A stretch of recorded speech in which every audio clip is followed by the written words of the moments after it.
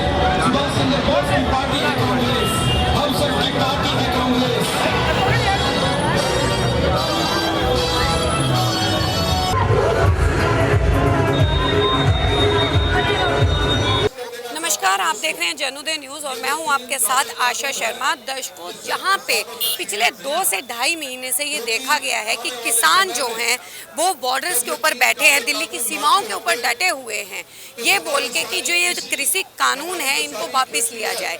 और आपने लगातार देखा होगा कि कांग्रेस पार्टी और आम आदमी पार्टी लगातार किसानों को समर्थन दे रही है। उनका भी मानना ये है कि जो केंद्र सरकार द्वारा बिल पास किए गए हैं वो गलत है, वो वापस होने चाहिए। तो उसी कड़ी में आज जो है बादली से देवेंद्र यादव जी, कांग्रेस के जिलाध्यक्ष देवेंद्र यादव जी, उनके नेतृत्व में एक जो है वो बहुत बड़ी पदयात्रा, विशाल पदयात्रा का आयोजन किया गया, जो कि उनके ऑफिस से लेके लगभग कम से कम 8 से 9 किलोमीटर तक चली। अब यहाँ पे इस चौक पे आके सारे प्रदर्शनकारी जो है वो यहाँ पे रुक गए हैं। इसमें तमाम कांग्रेस के दिग्गज नेता मौजूद हैं, साथ ही साथ आम जनता ने भी कांग्रेस को पूर्ण सहयोग दिया है। अभी देखना यह है क्योंकि आने वाले उपचुनाव में जहां पे कांग्रेस के साथ साथ में बीजेपी के साथ साथ में कांग्रेस पार्टी ने भी अपने दावेदार जो है वो खड़े करे हैं। तो उसी कड़ी में बात कर लेते हैं यहाँ पे इंद्रजीत शौकीन से और देवेंद्र यादव जी से कि वो क्या कहना चाहेंगे कि इन कृषि कानूनों के बारे में। देवेंद्र जी, जैसे कि आज ये रैली निकाली गई किसानों के जो कृषि बिल हैं उनको माफ़ करवाने के लिए, लेकिन केंद्रीय मंत्री अमित शाह ये कह चुके हैं कि कृषि बिल जो है वो वापस नहीं होंगे। आपको क्या लगता है कि सरकार मानेगी? देखिए, जो आज के समय में जो सरकार केंद्र में बैठी है, मैं समझता हूँ ये पूरी तरीके से असंवेदनशील हो चुकी है। आज देश का किसान जो अपना अपना काम छोड़कर अन्न बोता है, जो सबको अन्न देता है, एक अन्नदाता के रूप में जिसकी पहचान है, वो अपना अपना काम छोड़कर देश के विभिन्न कोनों से आज हमारे किसान भाई दिल्ली के चारों कोनों पर, चारों बॉर्डर्स पर यहाँ पर मौजूद बैठे हैं और लगातार ये कोशिश कर रहे हैं कि जो कानून आप उनकी किसानों की भलाई के लिए लेकर आए हैं, जब उस कानून को किसानों को मंजूर नहीं, वो कानून विपक्षी पार्टियों के बीच में जिसके बारे में चर्चा नहीं की गई, ऐसे कानूनों को आप लागू करना क्यों चाहते हैं? मैं समझता हूं कि किसानों की इस लड़ाई में जो लगातार भारतीय जनता पार्टी कोशिश करती रही है कि ये सिर्फ हरियाणा और पंजाब के किसानों की बात है, मैं समझता हूं कि आज चाहे उड़ीसा हो, तमिलनाडु हो, चाहे राजस्थान हो, चाहे उत्तराखंड हो, यूपी हो, राजस्थान, दिल्ली, यहाँ तक कि दिल्ली के जो हमारे किसान हैं वो सभी एकजुट होकर इस मांग के साथ लगातार डटे हुए हैं।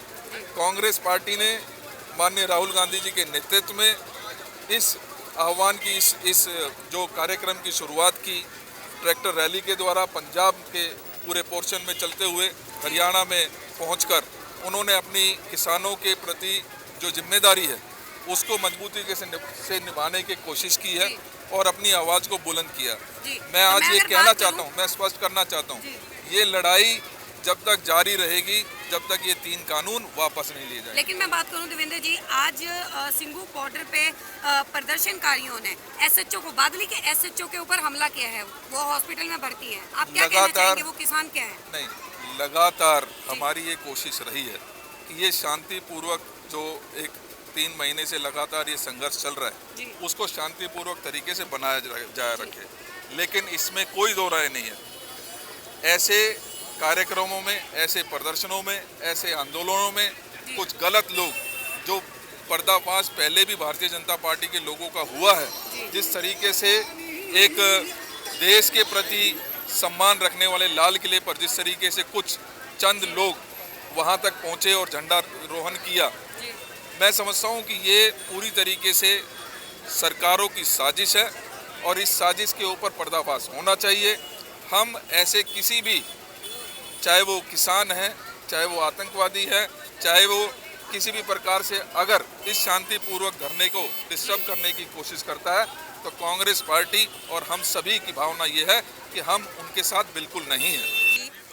बॉर्डर के ऊपर जहाँ पे किसान बैठे हुए हैं वहाँ पे लगातार अब गर्मी का भी रुख, दिल्ली में गर्मी का रुख जो है वो पंखे जो है वो लगवाए जा रहे हैं, वो कांग्रेस पार्टी की तरफ से लगवाए जा रहे हैं किसानों के लिए, कहीं और से। देखिए, आप उन किसानों पर आरोप लगा रही हैं जो -डिग्री पर भी जिनके बच्चे बॉर्डर की रक्षा करते हैं, और उन्होंने बॉर्डर पर इतनी ठंड में बैठ के ये दिखा दिया कि हम आपके हक की लड़ाई के लिए कोई भी मौसम हो, कैसी भी परिस्थिति हो, हम डटे रहेंगे। गर्मी तो बिगाड़ेगी क्या, जब ठंड में वो लोग नहीं आ रहे तो गर्मी में भी हारने वाले नहीं है। लेकिन फिर भी अगर किसी किसान की ज़रूरत के लिए कोई आदमी की ज़रूरत है, वो पूरी होनी चाहिए। अब ये मीडिया के माध्यम से उसको कूलर की ज़रूरत, क्या एक आदमी को कूलर की ज़रूरत नहीं है? क्या एक आदमी को दवाई की ज़रूरत नहीं है, वो बीमार है? तो परिस्थिति के अनुसार अगर किसी को कोई सुविधा मिले तो हम उसका स्वागत करते हैं। जी, आज ये जो पदयात्रा निकाली गई, इसके बारे में आप क्या बताना चाहेंगे? क्योंकि अब तक जो है वो केंद्र सरकार टस से मस नहीं हुई है बिलों को लेके, तो आपको लगता है कि अब आगे जो है होगी? देखिए, ये पदयात्राएं किसान और मजदूर के समर्थन में पूरे भारतवर्ष में निकाली जाएंगी कांग्रेस के नेतृत्व में। और विशेषकर हम यहाँ ये बताना चाह रहे थे कि कुछ प्रशासन के लोग जो बॉर्डर के ऊपर किसानों को बदनाम करने के लिए इस बाहरी दिल्ली के गांव का नाम बदनाम कर रहे थे कि बाहरी दिल्ली के गांव के लोग किसानों का रास्ते में उन्हें कह रहे हट जाओ, चले जाओ।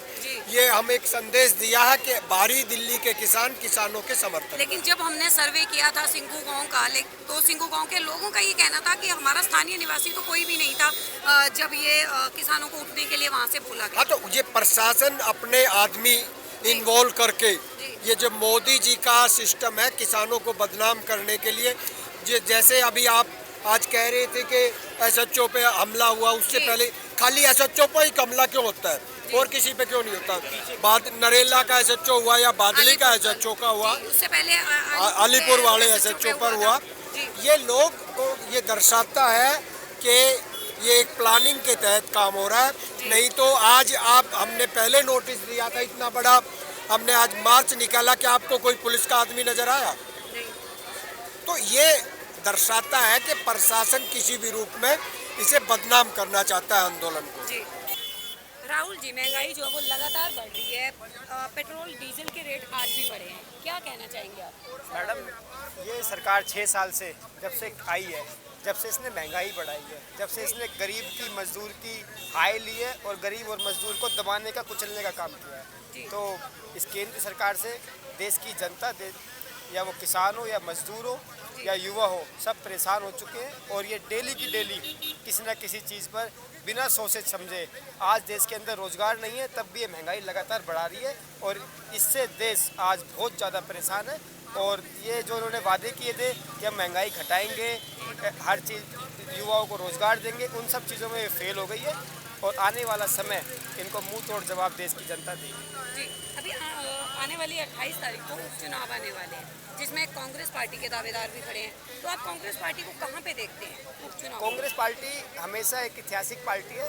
जी। हमारी पार्टी ने देश को आज़ादी के टाइम से लेके आज तक देश के साथ खड़ी रही है, मजदूर के साथ खड़ी रही है, किसान के साथ, युवाओं के साथ, महिलाओं के साथ, हमेशा देश का सम्मान किया है और देश द्वारा और दिल्ली द्वारा कांग्रेस को चाहती है। और आने वाला समय जो है कांग्रेस को ये लोग वोट करेंगे और ये 5 वार्ड हम दिल्ली में भारी मतों से जीतेंगे, ये मैं आपको बताऊँ। Please like, subscribe our channel Jan Uday and hit the bell icon.